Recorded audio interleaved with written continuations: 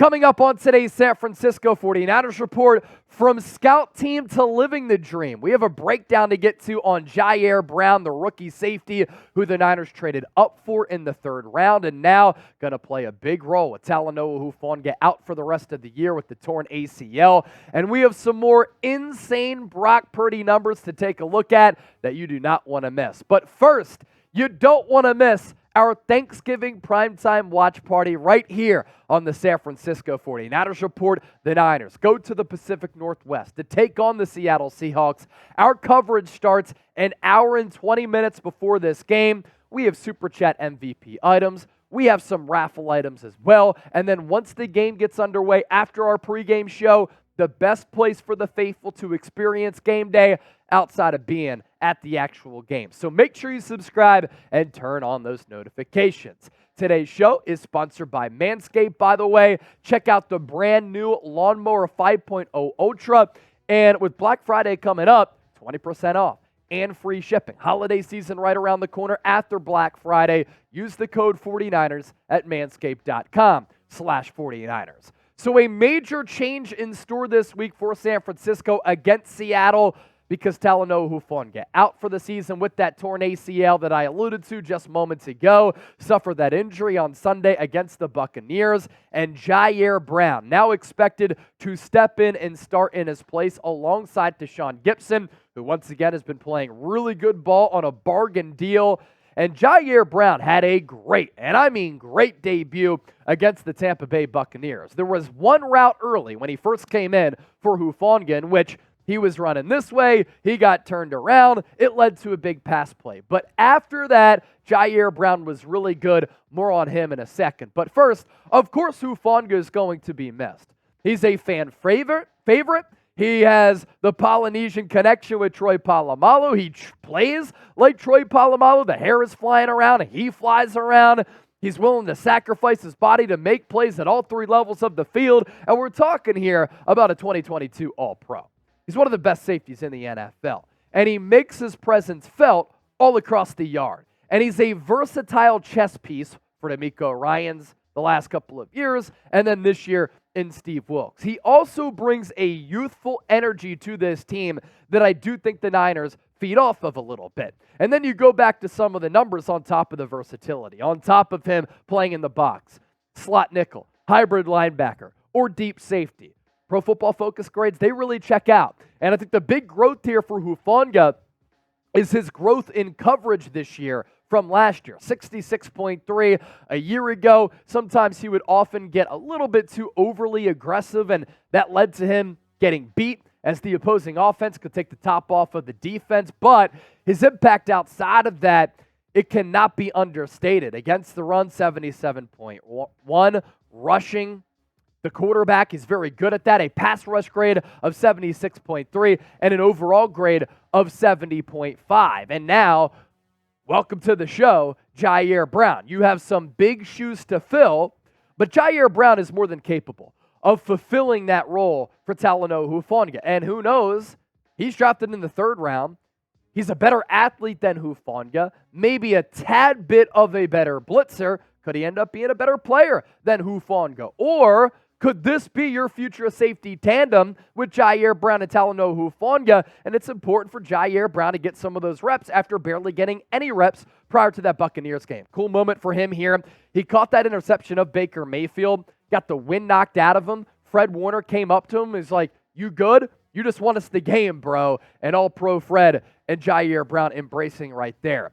Here's what Brock Purdy had to say about Ji'Ayir Brown because Purdy was going up against him, because Brown was playing for the practice squad a lot. He said all the week so far, he has given us a great look with playing safety, and then obviously with Antoine Winfield of the Bucs being one of their best defenders on defense. Ji'Ayir did a great job with just all of those looks. They did a bunch of stuff with Winfield, and Ji'Ayir, even at practice, was a ball hawk. And he does have ball hawk skills, but he also has some of those skills that Talanoa Hufanga, has. You could put him in the box. You can include him in some of those blitz packages. He was utilized in that way at Penn State, which is a big reason why I like the Niners' selection of him in the third round in the draft back in April, he can line up at that slot nickel corner. He could play a little hybrid linebacker.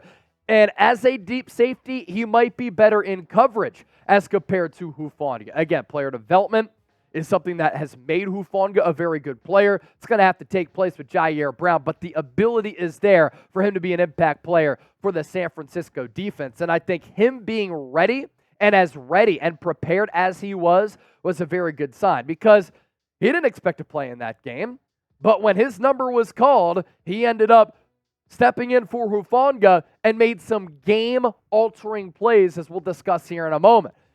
Also getting some praise from his head coach in Kyle Shanahan. Oh yeah, I've noticed his improvements big time. He's really taken off here in the last month and was ready for his opportunity. You never know when it's going to come, and he's been preparing the right way, and that's a good sign for a rookie here. I thought you saw the instincts and you saw his feel for the game. It's just a natural feel for the game of football on display against the Buccaneers. And how about the numbers in his first extended action in the National Football League? 3 pass breakups, 2 of which came in the red zone. 1 of them came in the end zone against the bigger Mike Evans, and he added his first career interception. And like Hufanga, I want to see Steve Wilks use him in a similar way. Line him up and play to his strengths all over the field. And if he's able to do that, San Francisco able to fill the void of one of their top playmakers in Hufanga being lost for the rest of the year. Coming up next, insane, wild, eye-opening Brock Purdy statistics as he continues to make an argument to be one of the top quarterbacks in the NFL. Stay tuned for that, but first, today's show is sponsored by Manscaped. Holiday season coming up right around the corner. Black Friday is coming up after that Thanksgiving matchup between San Francisco and Seattle on Thursday. And if you're looking for a great gift for yourself or others and you want to save the brand new Lawnmower 5.0 Ultra and the brand new 5.0 Performance Package, you can get it right now at manscaped.com/49ers and use the code 49ers. With the Lawnmower 5.0 Ultra, interchangeable blades, a battery life that lasts a really long time, and you don't have to worry about getting nicked up below the waist, because nobody ever wants a massacre to happen if you're trying to clean up your balls. Brock Purdy's been balling out. Clean up your balls with Manscaped today at manscaped.com/49ers. 20% off and free shipping using that link, which is available for you down in the comments section and in the description of this video. Let's talk about Brock Purdy here to round out this segment. Brock is balling, and he continues to put up just wild numbers here. I mean, it's crazy how well he has played to start his NFL career. And you look at his overall numbers this year. He's completed 70% of his passes. That's elite. He's thrown for more than 2,600 yards in what is an evenly distributed offense with running and throwing it, so the yardage is always going to be a tad. 8 touchdowns and 5 interceptions. Those numbers, though, are just terrific. For me, it's Brock Purdy just passing the eye test here. I mean, he is a mature-looking quarterback who's played a lot of football in his lifetime. How much he played at Iowa State, I think, has really prepared him for this level. That's why he's been able to have success, but there really isn't a lot that he has not seen so far in his NFL career. And his ability to have that pocket feel, the pocket mobility, the pocket movement, to make plays out of structure, to throw with touch, accuracy, and anticipation, to make the correct checks, to bounce off of what the defense is going to do, and then to counter the different wrinkles that they're throwing your way. This is veteran-laden quarterback stuff. And in his last 2 games, coming out of the bye and coming off those 3 consecutive losses, look at how well Brock Purdy has played. 40 of 51, 629 yards, 3 touchdowns, and a nearly perfect passer rating at 157.3. And now Brock Purdy is number 1 among all quarterbacks in these categories. Quarterback rating, 115.1. QBR, 77.1. Completion percentage, 70.2. Touchdown percentage, 6.5%. Passing success rate, 56.3%. Yards per attempt, 9.7. Nobody is really close at that position across the entire NFL. His air yards per attempt is at 10.2. So don't tell me that Brock Purdy doesn't have the requisite arm strength. It seems as though arm strength has not been an issue with him at all. And then his yards per completion is also at 13.8. We have a classic case of draftism going on. If Brock Purdy was a first-round pick, he would be looked at and he would be talked about as an MVP-level player and an MVP candidate up to this point. But because he's Mr. Irrelevant, because he was drafted in the 7th round, that's why people won't give him his flowers. But it's becoming ridiculous at this point with how well Brock Purdy has been able to sling it. And what about that arm strength? Everybody thought that coming out of Iowa State, he had a noodle arm. He was a weak arm, dink and dunk passer. On throws of 20-plus air yards this year, Brock Purdy is completing 63% of his passes. 19 of 30. That is number one in the National Football League. I know that we always plug our show for you to subscribe to and watch if you want to be a smarter Niner fan. If there's a beat reporter out there who I think does a terrific job to make you a more informed fan, that is Nick Wagner of ESPN. He's always putting out some great details, and then, of course, he takes to X to release those and talk about them, but also his articles on ESPN.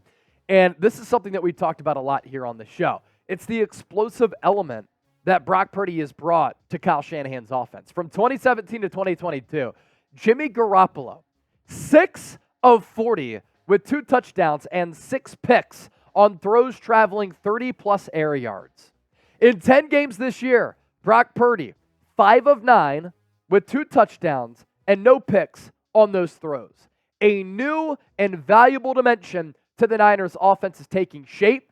And if you watched the show last year, I had told you that was the biggest eye difference and visual difference between Purdy and Jimmy Garoppolo is the ability now for San Francisco to not be that mundane, boring passing attack that has these old school schematic elements where Jimmy Garoppolo is really just constricted to living between the numbers and between the hashes. Brock Purdy can spray it all over the field, right? But he can also take the top off of the defense, adding a vertical element to this offense. And here's what Kyle Shanahan had to say about Purdy's arm strength. I think it's definitely stronger than what we thought it was when we drafted him, but we saw that the first day at rookie minicamp. I think when people talk about arm strength, it's, yeah, can he sit there and take 3 hitches and make the wrong decision and just wait and throw it 70 yards downfield?